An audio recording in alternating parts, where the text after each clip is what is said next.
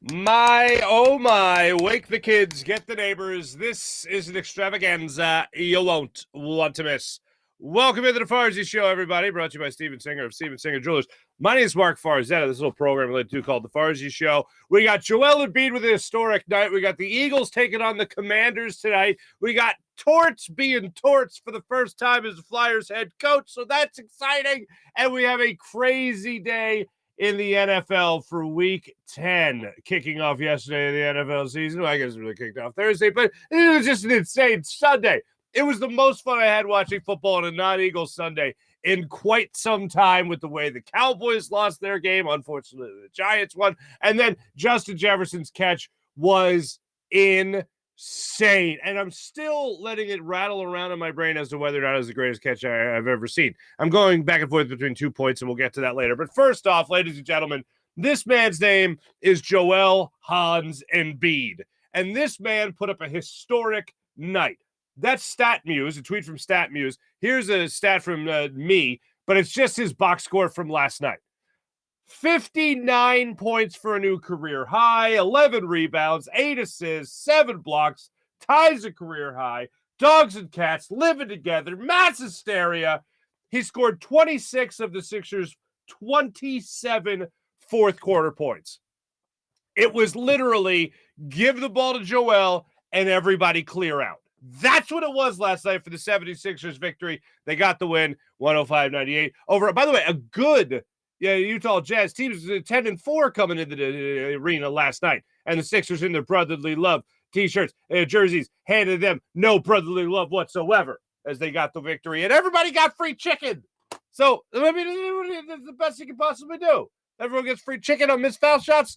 There you go. The Sixers had no business losing that game last night, considering the way that they had played, especially the fact that they were at home, and Joel Embiid was going off the way he was in last night's game. It was going to be one of those things that I was feeling it towards the end of that game. I'm like, either Joel's just going to take this game over and go bonkers and drop 60. It was off by a point. Or the Sixers are unfortunately, they're going to lose this game.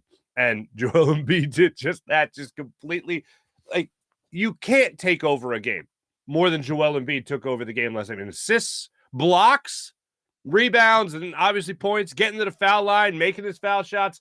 Pretty incredible. And now StatMuse puts it into perspective for us. And this is what StatMuse tweeted out last night. This is how insane, their words, not mine, even though I use that word a lot. This is how insane Embiid's night was last night. First player with 55 points, 5 blocks, since blocks were tracked in 1973. Okay. The thing is, he had 59 points and 7 blocks, plus 11 rebounds and 8 assists. Just absolutely insane. Nobody, I saw Kevin Nagandi tweet this out last night, nobody has had the stat line that Joel Embiid had last night. Nobody has had that stat line. He had 5 turnovers last night, okay, which I don't even want to mention, but I know people like to go to that. I referenced it last week, so I want to be as real with you guys as possible. Yes, turnovers for anyone are no bueno. They are not good.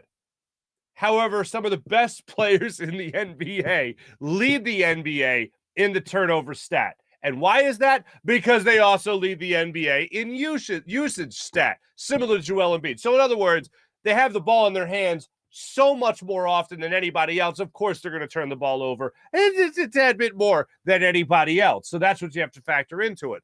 But last night, you want to talk about usage rate? It was just about 100%. And when Joel Embiid was off the court for like 60 seconds, the Jazz went on a little bit of a run. Then Doc Rivers is like, oh, damn, let me get him back in there. And boom, Joel Embiid's back in there, and he settles the storm. He calms the waters, and the Sixers handle their business to the tune of a victory, which was great. Last night after the game, Joel Embiid said that he really felt like everybody was coming together. They felt like everyone is starting to click, and they're really starting to figure each other out, which I thought was hilarious, because I guess then figuring it out just means just give the ball to Joel and everybody back away. Well, Tyrese Maxey's pretty good. Get away from Tyrese Maxey. Just give the ball to Joel Embiid and we'll all be right with the world. So I did laugh a little bit when Joel Embiid said that after the game last night. But I found myself staring at my TV just with my jaw dropped. And I was really hoping he'd get 60. Oh, man. Would have loved to see him get 60. But the fact that he had that night, that stat line, and the Sixers won, is all the better. And the fact that he completely took over that game. Daniel House hit a free throw. He's the only Sixer to score in the fourth quarter, not named Joel Embiid. That was it. And he was masterful last night. The only thing he didn't do crazily last night was like go off from three. It wasn't like he had 59 points because he was 4 of 5. You know, that's going off for Joel Embiid. He was 4 of 5 from beyond the arc. He had 1 3 last night, but he got to the foul line. He made his foul shots. His mid-range game was on point last night. He was getting to the rim. He was getting putbacks. He was slamming the ball down. He was getting open for himself. He was getting open for his teammates to find him down low on the blocks. He was great last night. And it wasn't, again, like it was some kind of 3-point performance. He handled his business on the blocks. He handled his business at the free throw line. And that's the guy that we could see on a night-in, night-out basis. Now he was exhausted last night. You could see it. And whenever he's like that, I always think back to J.J. Redick and just think about how J.J. would always talk about how dramatic of a player Joel Embiid is. And he's playing up. Oh, I'm exhausted. He's got his hands on his knees. He's bent over. Well, I'd be exhausted too in real form if I was carrying my team the way Joel Embiid was carrying the 76ers last night. But great to see them get the win. Absolutely great to see them get to win. And it was the perfect nightcap.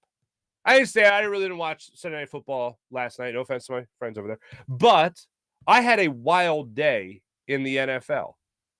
And this will lead us up to tonight's kickoff, where the Eagles hope to put a nice cherry on top of the Cowboys losing yesterday by beating, yes, another divisional opponent, this time in the form of the Washington Commanders, this time with Taylor Heinicke there at the quarterback position of the Washington Commanders and not our old friend Carson Wentz.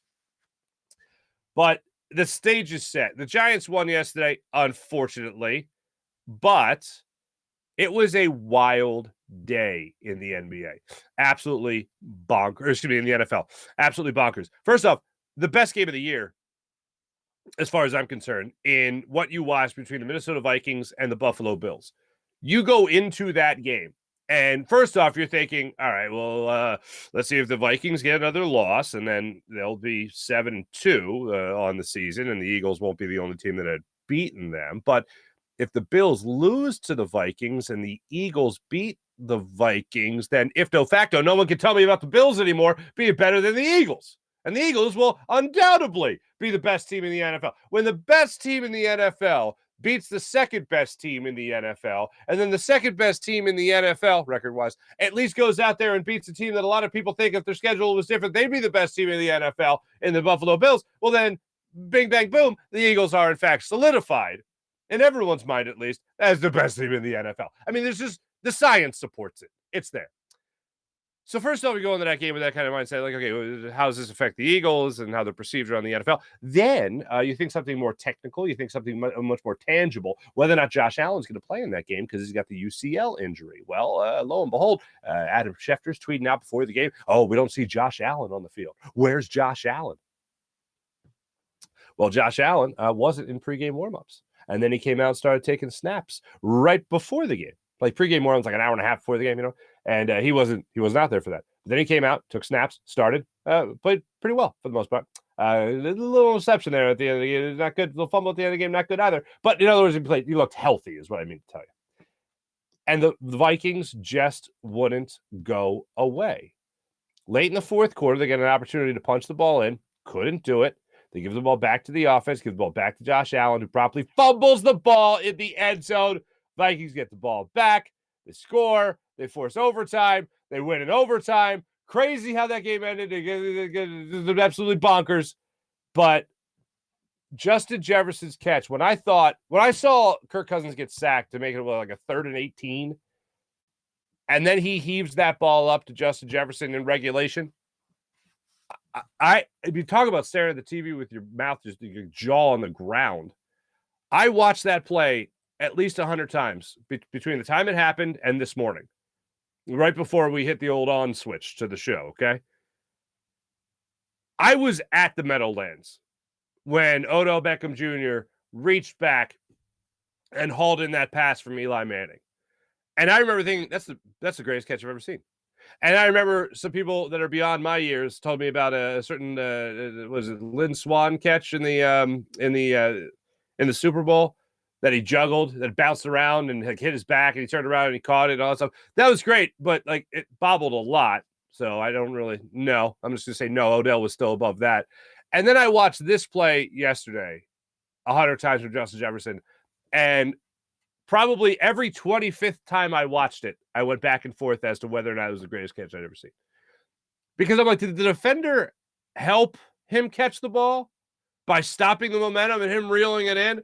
Because my first initial reaction watching it was, and I'll tell you this right away, that's the greatest catch I've ever seen. That's better than Odell Beckham Jr. And the reason being is because he had to pry it away from the defender's hands to reel it in. And then just before he hit the ground, he was able to scoop that ball and rip it from the defender's possession and catch it for himself. And I watched that. I went, that's just bonkers, ridiculous, amazing. Greatest catch I've ever seen. And then I'm like, well, did the defender actually help him catch the ball? Here's what I've decided. Here's what I've landed on. 100%. My initial reaction was correct. That is the greatest catch I've ever seen.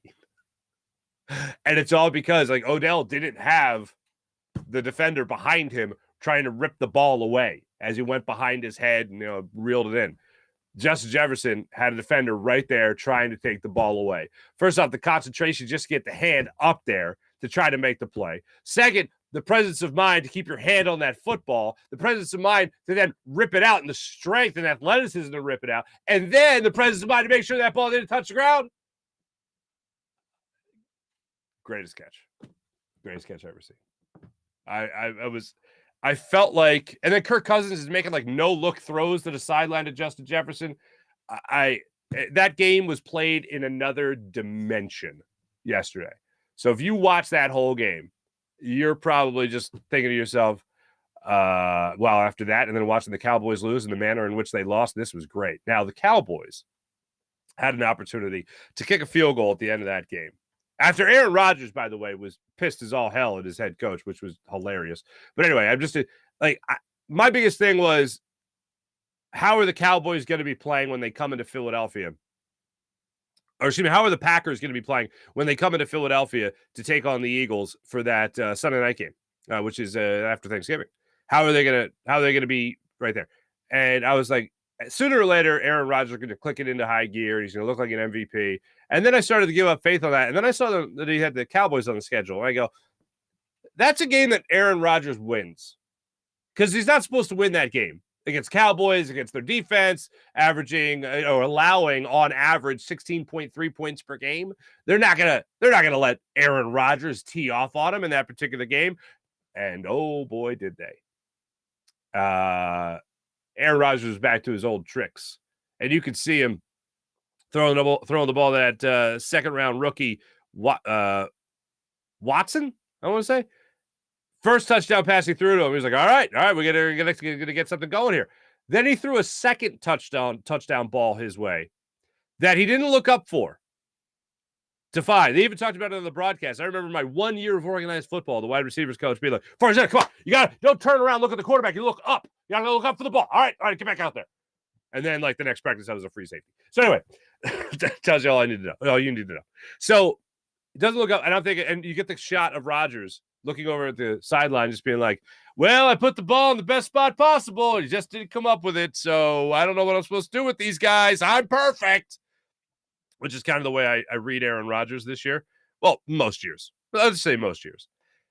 And then he ends up throwing 2 more touchdown passes to him later in the game. It's like, hey, man, you're my only option right now, so let's get this going.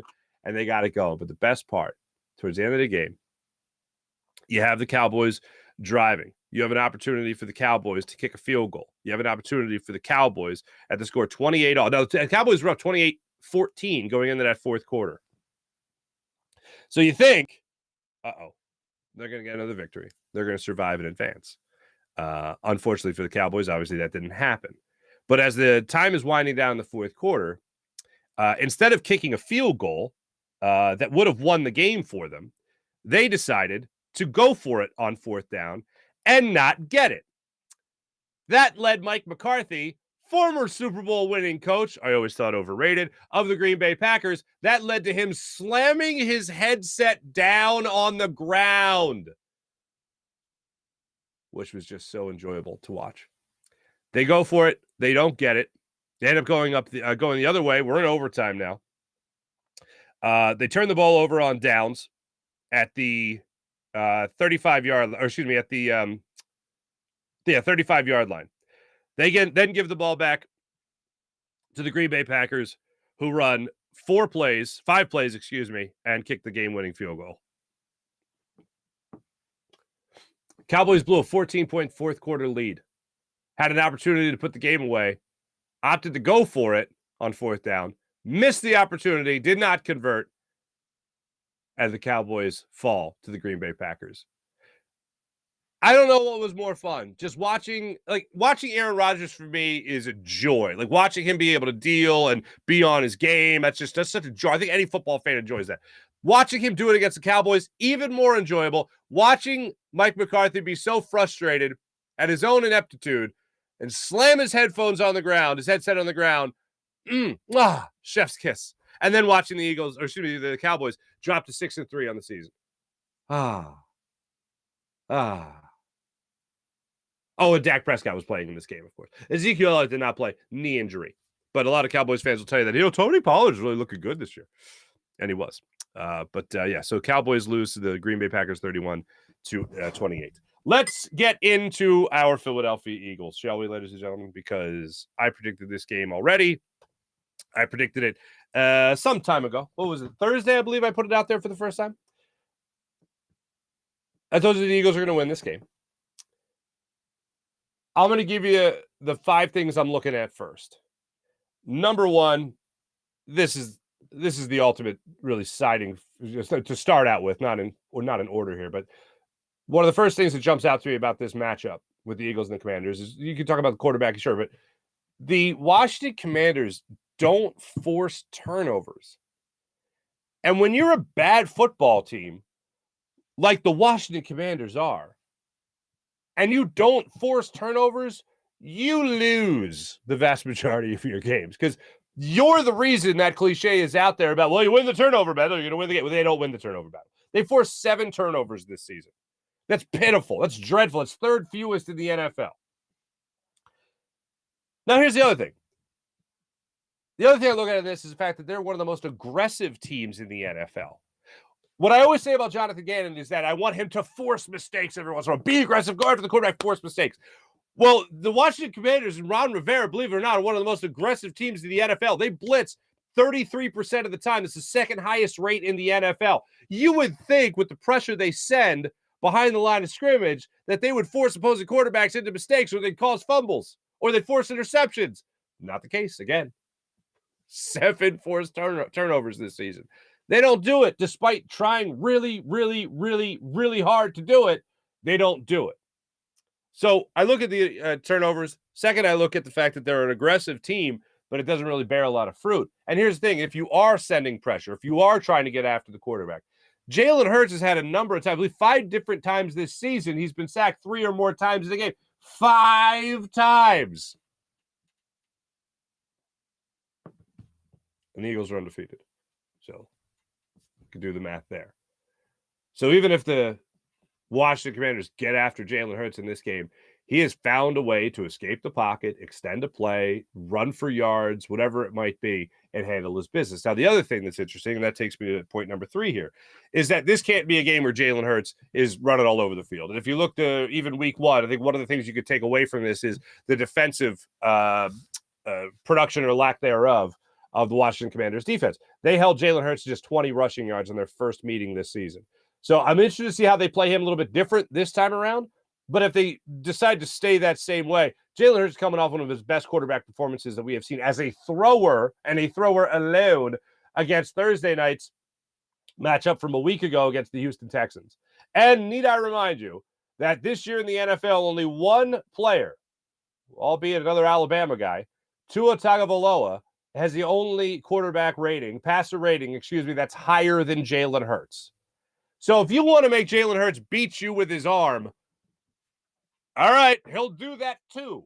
And he'll be throwing to some pretty good wide receivers, by the way. And when you think about a secondary like the Washington Commanders, point 4, when you think about this, the Washington Commanders are the worst defending team in the NFL when it comes to just defending wide receivers. Do you know that? They allow a passer rating of 99.9 when wide receivers are targeted. Holy Lord! Why are you even out here? Like, I would take my odds. Like, you know what you should do? You should just wet the turf. Just wet the turf. That's your better defense than any defensive back you have out there. Just hose it down and say, all right, hopefully they slip and fall and throw off timing or something. That's horrid. That's atrocious. And it's not always A.J. Brown who they're throwing against. It's not always Devontae Smith who you're throwing against. The Quez Watkins, Zach Pascal. It's not always just those guys. There are other receivers. Well, they just played a game against Justin Jefferson, and that was fun. That was a fun game to watch a couple weeks ago. But yeah, the Eagles should have this game in their back pocket. The other thing here is your offensive line in general. I mentioned sacking Jalen Hurts. Well, it's not just about that. It's also about stopping the run game. And one of the things I really look forward to in this game is that they are going to be aggressive again. Again, 33% of the time, they go after the quarterback. The second highest in the NFL. If that's the case, then Miles Sanders needs to keep eating. Needs to keep running that football behind this offensive line and through their defensive line. Because you look at guys like Deron Payne, for instance. You look like guys like Jonathan Allen, for instance. They're getting after the quarterback this year. Each have 4.5 plus sacks, 4.5 sacks, 5.5 sacks on the season. Again, that's blitzing more than anybody in the NFL. But if that's the way they're going to do it, I want to run past that blitz. Instead of just running into the mouth of it, I would bounce it out to the outside. I would try to, get a big run with Miles Sanders on the outside there, and I'd be aware of what's going on in the middle of that line of scrimmage. And that's one of the things the Eagles, I think, will have a huge advantage of, despite the numbers that the Washington Commanders have put up to this point. I would use to full advantage Miles Sanders in this game. The man can come to eat against this Washington defense. Control the ball. Here's the thing. Control the clock as well. I think this game, ultimately, looking at those 5 points, I think ultimately this game is going to be very similar to the game against the Texans. I think the Eagles are going to be in control of this game. I think the Eagles are going to win this game. And I think the Eagles at some point in this game are going to feel comfortable. Not in a horrible way where the foot's off the gas and all of a sudden Washington starts coming back in, whatever. But I think this is going to be a game that I'm most interested in. The biggest point of adversity, I think, is going to be Ron Rivera and Jack Del Rio and the adjustments they've made defensively, trying to contain Jalen Hurts and focusing on Jalen Hurts and seeing how they play him differently. And I think this is going to be another test. Believe it or not, I think this is going to be another test just for that reason. It's the second time these defensive minds are seeing Jalen Hurts this season and the weapons around them. Now, you can scheme all you want as a head coach. You can scheme all you want as a defensive coordinator. But the bottom line is, if you're not talented enough and the other team is far more talented than you, like, I don't know, maybe the MVP of the league playing like Jalen Hurts, then yes, scheme away, fella. Whatever you're going to be putting together, sometimes you just get out-talented. Sometimes you might outwork someone before the game starts, but as the great philosopher Iron Mike Tyson said, everyone's got a plan until they get punched in the mouth. And Jalen Hurts, A.J. Brown, Miles Sanders, and this Eagles offensive line is looking to punch Jack Del Rio and Ron Rivera's defensive scheme in the mouth when this game starts tonight. I got the Eagles winning this game by a score of 27-13. The Eagles handle their business. Tyler Heinicke is playing for. First of all, I like the guy. I like the guy. Mostly because I like him. Mostly because anyone that goes out in the press conference when he's asked about they trade for a quarterback, they bring a quarterback like Carson Wentz, and they pay him a bunch of money, and they got to pay him a bunch of money.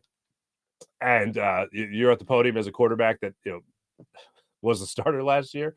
And anyone that goes up to you and says, so do you think this is quarterback competition? And they don't give you the stock answer of, well, everything's competition. It's the NFL. Everyone's got to compete. Everyone's got to play for a job. And everyone's got to go out there and, good Lord willing, things will work out.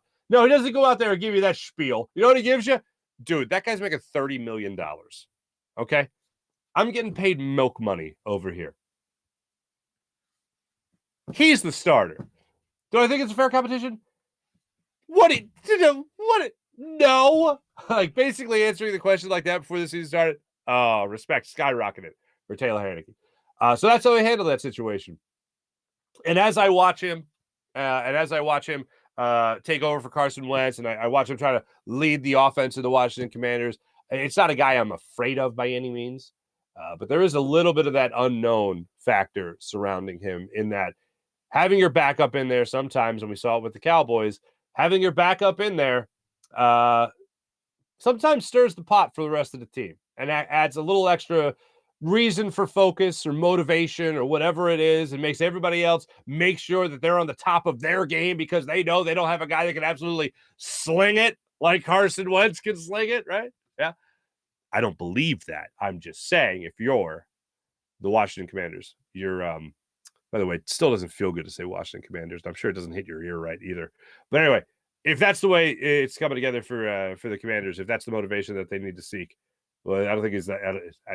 I really don't think it's that much of a downgrade from Wentz to Heineke. But yeah, we'll see how this one plays out today. 27-13, Eagles win this game over Washington tonight, and they continue to build on what is already, simply put, an amazing season for the Eagles, as we all know. Now, if you're the people we were talking about last week, and I was making lighthearted jokes about this, if you're the national media, is your line of questioning surrounding the Eagles still, so when are you guys going to lose? Are they really that good? If the Bills lost, and as the mentality, the mindset, the way I framed it to start the show, going into that Vikings-Bills game, it affects the Eagles, at least in persona. If the Vikings win, then the Eagles are the only team still to have beaten the Vikings. And if the Vikings win and the Bills lose, well, the Bills were the team that everyone was looking at, including Josh Allen as the MVP, as the guy to be better than Jalen Hurts, and a team that would, if they had the Eagles schedule, blah, blah, blah, blah, blah, blah, blah. Yeah, okay, if. The fun little fantasy hypothetical you're playing in there, that's adorable, and you're playing in pretend land. But let's look at what has happened. And as you're watching that Bills game, and as you're watching the Vikings not go anywhere and continue to fight, as you're watching that unfold, I mean, I couldn't help think how this is going to be talked about on Monday, today, how this is going to be talked about on Tuesday when the Eagles beat Washington again. How is it going to be perceived nationally? There's only one way to look at this. It's very simple. And I know that I know that fan bases, and it's not a Philadelphia specific thing, but sometimes fan bases look at their own guys, and I know the easy cliche thing, the easy thing to say is, we value our own people too much. I don't think that's the case always. I think when we watch our guys every single day, we see the pimples, okay? We see the blemishes. We see the mistakes. We're not just watching highlight reels of home runs and touchdown passes and 20-yard scrambles or anything like that. I think when we watch them every day, or we watch them every week, we have a different persona, or a different perception, I should say, of our guys. And sometimes we undervalue them. I think the national media has taken a different approach to the Eagles this year, to Nick Sirianni, to Jalen Hurts, to this offense. I think they have taken a much different approach. I think they have looked at this team and just go, it can't be that good. We watched Jalen Hurts last year. He's not that good. I don't think they're used to seeing as many people in the NFL that are like Jalen Hurts where it comes to going into an offseason, putting in that work, and coming back better at the things you weren't so good at last year. And I think a lot of people are afraid to be wrong about Jalen Hurts. My projection, my course of fandom, my course of following Jalen Hurts went as follows. Draft a quarterback after you just signed Carson Wentz to that? Are you crazy? Oh, this Jalen Hurts guy, that's pretty good. Yeah, great college career. That's great. Okay. Oh, wow. He doesn't just look to run all the time? Oh, I thought people told me he just looks to run all the time. He doesn't look to run all the time. Okay. Oh, wow, this kid's got some talent. Yeah, give him a shot. Yeah, take Carson out. Okay, let's see what he's got. Oh, wow. Okay, good. Then I see him start all last year. And I go, this is his first year starting. Not a bad kid. Not a bad player.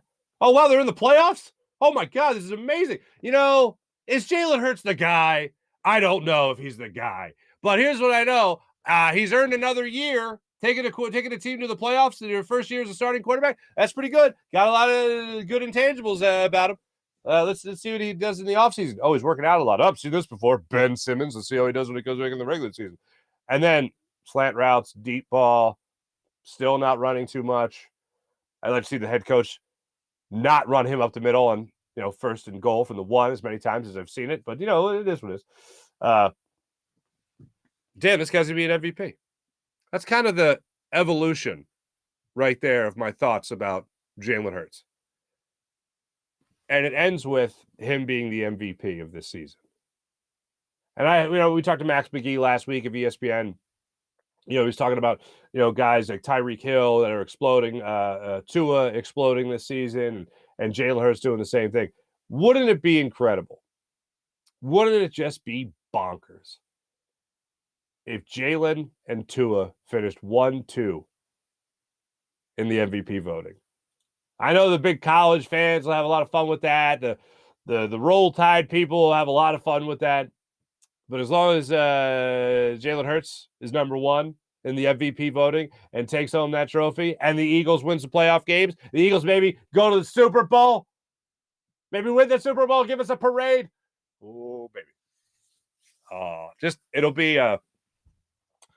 be a taste of things to come, is what it will be. And it's a great feeling to think of a quarterback is 24 years old and still very much coming into his own as an NFL player and already putting an MVP trophy in his back pocket. And now looking to improve to 9-0 on the season, officially going through the midway point of the year. Yeah, no question. MVP. Front runner, Jalen Hurts. And as I said last week, if you don't acknowledge the fact that Jalen Hurts has made vast improvements, and right now, especially with the Bills going down, Jalen Hurts the MVP of the season. Maybe now Justin Jefferson is making his his run for that as well. But I think when you're talking about the undefeated team and the team that beat your team and the team that also contained Justin Jefferson, it'd be a hard sell to go wide receiver in general, let alone the guy that lost to the Eagles and was contained by the Eagles. So if you don't acknowledge the fact right now that Jalen Hurts is the front runner for the MVP and that the Eagles are, yes, in fact, that good, you're just a hater. That's what you are. If you're watching this right now in another market, if you're a Cowboys fan, if you do want to see how Eagles fans are celebrating the fact that you guys lost to the Packers and dropped to 6-3, and the Giants are now in second place behind the Eagles. How? If you don't now acknowledge after that Sunday and the Eagles winning tonight, which they're going to do, I'll give you 1 day reprieve. I'll say, you know what? Go ahead. Doubt the Eagles. I'll give you 1 day reprieve to tomorrow.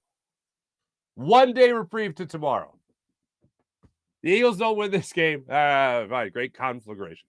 But when the Eagles win this game, if you still don't believe that the Eagles are the best team in the NFL, if you still don't believe that Jalen Hurts is the MVP, oh boy. Storm's coming. Storm's coming tomorrow morning. Let me tell you, ladies. Oh, another nugget. How dare I? How dare I? Now, some of you might be thinking, Mark, you need to calm down about Trey Turner. Well, how about this? You bite your tongue. How about that? Trey Turner's going to be a Philadelphia Philly. That's going to happen. I'm convinced of it. We have followed the bouncing ball. Now, I had at some point in my fine notes that I write so diligently that there's a nice bouncing ball surrounding the Philadelphia Phillies and Trey Turner, and I don't know what happened to that. Damn it. Cuss, darn it. But there was Bryce Harper saying he loves Trey Turner, his favorite player. There was Trey Turner putting the video out that said he basically advertising himself with John Hamm voicing it over to the entire Major League Baseball. There's reports now about how he doesn't want to go back to LA. He wants to go elsewhere. There was Jason Stark saying that the GM meetings that there are already rumblings of Trey Turner to the Phillies. Then there was John Morrissey with John Clark of NBC Sports Philadelphia saying that, it's likely, it's more than likely Trey Turner, number one landing spot is Philadelphia. Oh, that's interesting. Now, MLB.com's own Juan Toribio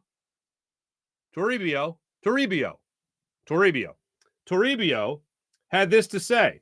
And then getting this from Odyssey.com. With Trey Turner entering free agency, the Dodgers are looking for a shortstop. for the first time in quite some time. Bringing back Turner is a possibility for the Dodgers, but multiple sources told MLB.com that it's more likely that the two-time All-Star will be playing elsewhere next season. Now, does that say the Phillies? It does not say the Phillies. However, it still is further implies, that Trey Turner will not be going back to the Dodgers. So if he's not returning home to a base like the Dodgers with a payroll like the Dodgers, then anything is open table. It's all out there on the table right now, and it's all set up for Trey Turner to come back to join, come back to the East Coast and link up with his buddy Bryce Harper. Here's the deal, folks. My goal is to get super annoying with this. If there's so much a hiccup that sounds like Trey Turner's to the Phillies, I'm going with it. Follow the bouncing ball. Let me tell you right now about Steven Singer of Steven Singer Jewelers, the other corner of 8th and Walnut, right here in Philadelphia. Steven offers the perfect price each and every day online at IHateStevenSinger.com and at Steven Singer Jewelers, the other corner of 8th and Walnut. For over 40 years in the love business in Philadelphia, Steven's been taking care of all Philadelphians with that perfect price. Now, what's the perfect price, you ask? Well, the perfect price is very simple. The perfect price is when you walk in, you don't have to worry about negotiating or haggling or anything like that, or worrying if the person next to you paid less than you. Do they get some kind of better deal? Do they have a sale? Do they have some kind of promo code? Do they have some kind of coupon? No. They just get the perfect price, same as you. You walk in the door, you get the perfect price. You don't have to worry about any of that other stuff, any of that other pressure. You can sit down, relax, and a real jewelry expert will walk you through everything at the other corner of 8th and Walnut. One place, one price, the perfect price, online at IHateStevenSinger.com. Let me tell you about the amazing people at Manscaped and Manscaped.com. Their Platinum Package 4.0 is for you, fellas, because you want to look good everywhere, right? It includes their Lawnmower 4.0 trimmer, Weed Whacker ear and nose hair trimmer, and it all comes with skin-safe technology that helps reduce the risk of nicks so you can manscape with confidence and comfort. Plus, the ultra-premium body wash, 2-in-1 shampoo, conditioner, deodorant, crop preserver, anti-chafing ball deodorant, crop reviver ball spray toner, anti-chafing boxers, and the shed travel bag that you'll be using to hold the goods, that you'll be using to take care of your goods from Manscaped. Manscaped is the leader in below-the-waist grooming. Now you can trust them at the whole shebang at Manscaped.com. Join 4 million men worldwide who trust Manscaped by going to Manscaped.com and 20% off with free shipping when you use promo code Farzy. How about Freestone Farm CBD? FreestoneFarmCBD.com. They grow all their premium hemp flower in the Garden State with all organic inputs and IPM, so there's nothing synthetic from farm to jar. And after harvest, they carefully preserve all their plant compounds with a perfect 3-month cure. Oh, fantastic. Just one look or a smell, you'll know it's CBD done right. And how would you like 20% off your Freestone Farm CBD order?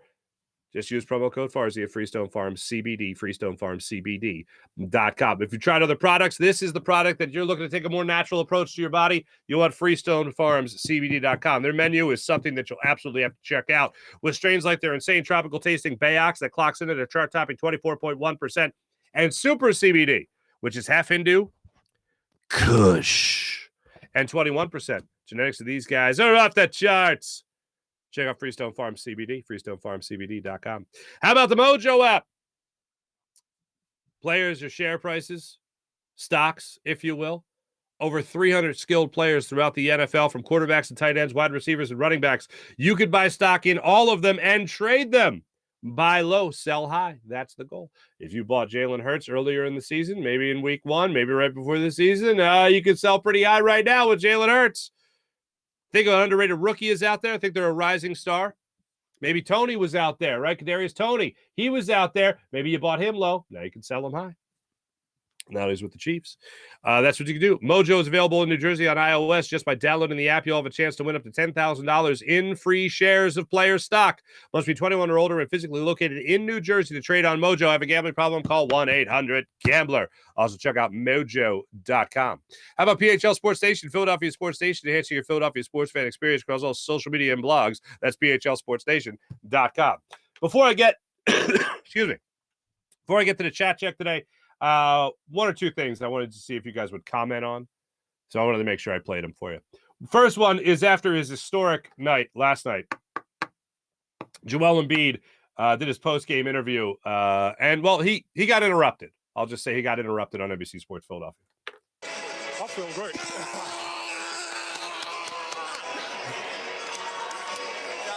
I missed too many free throws. I'm like you now.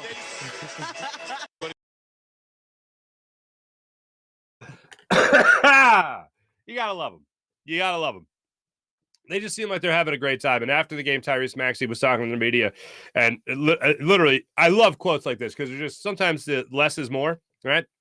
Advice I should take sometimes, but less is more. And Tyrese Maxey just goes out there and said, Joel Embiid is just really good at basketball. I don't know what else to say. Like that, we watched that last night. And I think sometimes people get overhyped with things, and sometimes they try to, I don't know, overstate something. But that truly was one of the greatest performances I've ever seen by an individual athlete ever in what he did last night. Regular season, whatever, however you want to, if you want to couch it, fine. But it was just incredible. Just one man taking over a game. I mean, there's a stat that was one of my favorite stats all time. And it's Steve Carlton. And I want to say it was the 1977 Phillies. Maybe 1976, where they won like 54 games and Steve Carlton won like 27 games.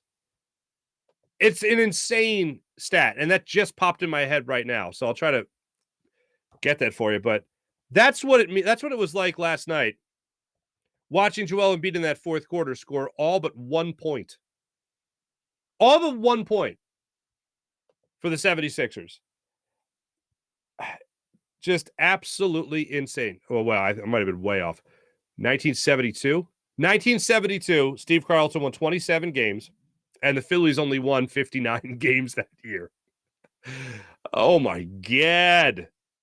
I didn't realize. Yeah, he came up from the Cardinals that early. 27 years young.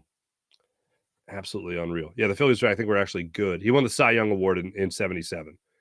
And the Phillies actually won 101 games that year. So they were good by then. But yeah, watching him score 26 of 27 points, pretty damn remarkable. Not quite 27 wins on a 59-win team, but still pretty damn incredible.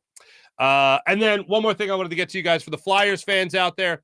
The Flyers lost in Claude Giroux's return. He had 2 assists in that game. The Flyers in their last 3 games have been outscored. They're all losses. They've been outscored 14-4 in their last 3 games. But John Tortorella, and to the kids at home, I didn't bleep these SH words. John Tortorella doesn't want to hear you talking about the effort of the Flyers. It's not a matter of effort. It's a matter of not making mistakes. Here's John Tortorella on any heat the Flyers might be taking when it comes to effort. You can boo us. You can talk shit about us. I will back those guys because they are trying. If it was an effort problem, then it's a different story. So those are the things that I have to coach. Those are the things that I have to be fair about when we're trying to build this team. And I'm very pleased with the effort. I don't give a shit what people think about out here. We're officially in John Tortorella season, everybody. Yeah! What did I say last week? Wow, the Flyers are 7-3-2. Wow, they're off to a good start. I think it's too early because I remember last year they got to a good start. Then they lost like 10 games in a row. So the Flyers might be Flyers might be in that area right now, unfortunately. Wah, wah. All right, let's get to the chat check. See how you beautiful people are doing today on this fine Monday morning. What do we got? Sean Gillespie, what's going on? Morning, everyone. Josh Allen was doing his best Carson Wentz impression. Wah, wah. Kevin, good morning. Cowboys are terrible. I agree. Mally, how are you? Nice to see you. Mally, Sean. Take the damn 3 points. Sean McDermott got greedy. Bills gave that game away, specifically Josh Allen. Clay, good morning, Clay. Poll for everyone. I can watch the game tonight. Should I? Clay, I'm not one to believe in jinxes. All right. I'm not really a superstitious person. However, the Eagles are 8-0. They're trying to be 9-0. I would very much appreciate if you did not watch the game, at least not in real time. Okay. Here's what you can do. If you have a DVR, I'd like you to DVR the game, and I'd like you to put it on 1 minute delay. I want you to wait for the kickoff, pause it, wait 60 seconds, and then watch it. That way you're not watching in real time. And I think this helps everybody.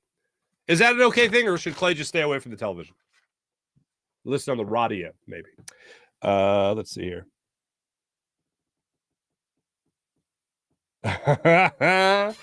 Jim saying he's messing with some pretty strong juju. He is. Alyssa, I know you love that game last night. 59-11, 8-7. Yep, angry face emojis. Ooh, Blue City Empire Sports. Let's go New York Football Giants, 7-2. I'm looking forward to that game. I really think, and it'd still take me a lot to respect Daniel Jones, but I am looking forward very much to that Eagles-Cowboys game, or Eagles-Giants game. That first matchup. Really looking forward to that. That's going to be a nice test. Let's see what else we got. Alyssa, weird thing to say about an 8-0 Eagles-Philly sports chat? What? The 8-1 Vikings beat the Bills, and still the Birds haven't beaten anyone. I think that's sarcasm. I think he's being sarcastic, Alyssa. John Cheeseborough. Good morning, John. I saw their team buses pulling in as I left work yesterday. My wife asked me, did I wave at them? I said, part of a wave. That's great. Alyssa's saying hi to Sean. I like when you guys are so kind to one another. Embiid is the king of the East. Blue City Sports. Empire Sports, that is true. John Chiba, Clay didn't even watch that. We have the streak going. We have a nice streak going. Ooh, PJ's giving Jack Del Rio credit. God bless you. Jeff, anyone know if the Manning brothers are on TV calling the Eagles game? Always curious to see what Peyton has to say about the Eagles. Yeah, I'm sure they would be. Unless I missed something. I'm a Giants fan, a Philadelphia Sixers fan, a Yankees fan, and I'm also a Devils fan. What? Blue City Empire Sports. Hold on. Giants fan, Sixers fan, Yankees fan, Devils fan.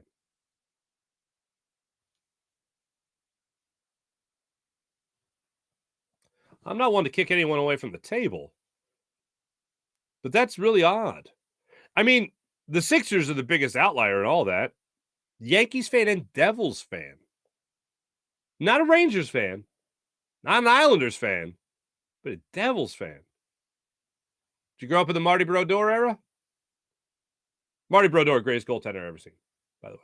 Greatest goaltender I've ever seen. And yes, I hate him for that reason as a Flyers fan. Scoozy. I think Washington will sell out to stop Hurts running, but I feel the Eagles are smart enough to adjust to that. I mean, it's hard to say they're not when they've adjusted to everything this year. Alyssa,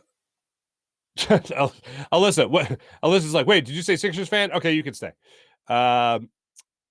Mally, John Cheeseburger, I honestly don't turn Monday night game until the kickoff. For the most part, I'm the same way. John Cheeseburger, PJ, Kevin Harlan and Kenny Albert both should be higher than the number 4 crew on Fox. I do like both of them.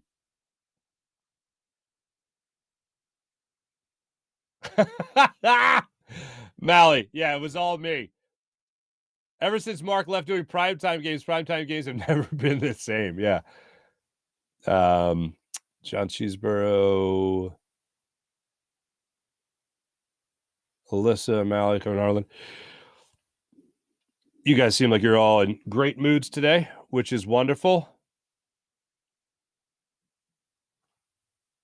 What the hell? Who? Blue City Empire Sports. I got to give you this, man. You're very into it, or lady. You're very into it. You got an MLS team as the New York Red Bulls. XFL is the New York Guardians. You have a USFL team? And your AFL team is the Philadelphia. All right. There's no more AFL. Now I just feel like you're messing with me. Clay, the track is running good. I bought the truck not knowing that the camshaft had 2 flat lobes. What the hell? All right, I missed something. Let's see what else we got. All right, conversation going on about other things. What the hell is happening here? We're in a Black Panther conversation going on here in Wakanda. King DV Sports. What's up, King? All's good here, my friend. Actually, if you really want to know how I'm doing, I'll tell you. I ripped the runner off our stairs recently. We had an ugly-ass runner that had been in our house since we bought it, and it was going up the first set of stairs and then the second floor set of stairs. It was going up both, and we finally got rid of it, much to the dismay of my allergies. I did wear a mask. And the wood on the stairs is nice. I don't know why they would cover that up. And I got to do for the first time, I actually have to trim. I have to put trim up and like cut it perfectly with like a what do you call that? A miter saw. And I got to lay trim in now on the side of the steps. So that'll be my next project. I'm in the midst of it. Man, it sucks so far. Not fun. But the stairs look great. They look great. All right. Anyway, Mihai, what's up, Mihai? Congrats to Joel Embiid. Got to keep it going. Not celebrating anything until we win an NBA title for Joel. There we go. You and I, definitely. Sean Gillespie, I fell asleep watching The Batman on HBO Max. I recently watched The Batman on HBO Max, and I got to tell you, it was really interesting. I found it to be an like Batman used to be a movie. All right, now Batman has progressed from like movie to picture. Right? If you go through the ranking system of like pretentious words about movies, film, picture. Like it used to be like a fun movie, and now it's a picture. Now we have to accurately portray the Joker. Now we have to accurately portray in a different spin the Riddler. They made the Riddler sinister. They made a guy in green tights and question marks and a headband. They made him sinister when he was supposed to be, what's black and white and red all over? A newspaper? Oh, you got me. I mean, now they made him, I'll blow up the town square. Like, what is that? Anyway. Clay still a sucker for Michael Keaton as Batman. Oh, I mean, come on. If you haven't seen it around social media, I see it like at least once a week. Michael Keaton's giving the what do you call it? The commencement speech, right? At like at some college. And he's just like, I'm going to give you 2 words. I'm going to give you 2 words. I'm going to give you 2 words right now. I got to remember for the rest of your life. You're going to change your life. They changed my life. And I'm going to change your words. You're ready to give you 2 words, change your life. Here you go. Ready? I want you to listen closely. 2 words, change your life. I'm Batman. Thank you. Good night. And he leaves. Great send-off. This guy's got a great send-off for the rest of his life. It's amazing. April. Mark is out here building houses. Meanwhile, I still have a spot on my ceiling I need to fix from a hurricane 10 years ago. April, good morning. April, Mark, sorry for the nerd talk. I know it's not your jam. Whoa. What are we nerding out on? What did I miss here? The Batman stuff? Ray Fitzgerald, PJ Tucker has to come off the bench. Ooh, okay. Oh, April, here you are. Keaton will be back in the Flash movie that's coming up. Well, that's cool. I like that. Ray Fitzgerald, 1972. Carlton won 27. There you go. Thank you. You were at most of his games that year. Wow, Ray, that's pretty cool. That's really cool, actually.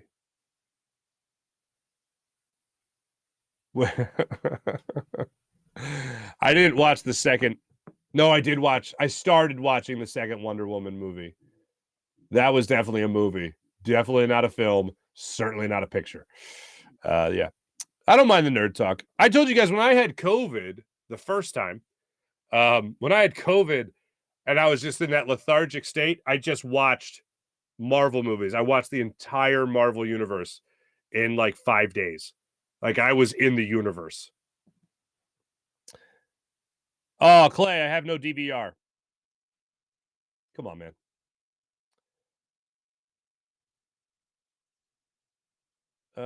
Since we're talking about calling games, can we get 1920 Farzy with Gabe Kapler Farzy to call the Eagles game asking for a friend?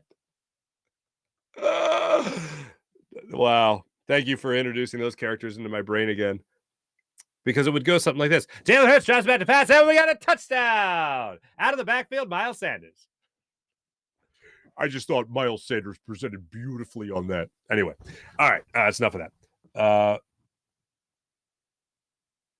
But which order did I watch them in? April. Excellent question. I watched them in, okay, I think the first, whatever was in release order. I watched like 5 movies in the order in which they were released.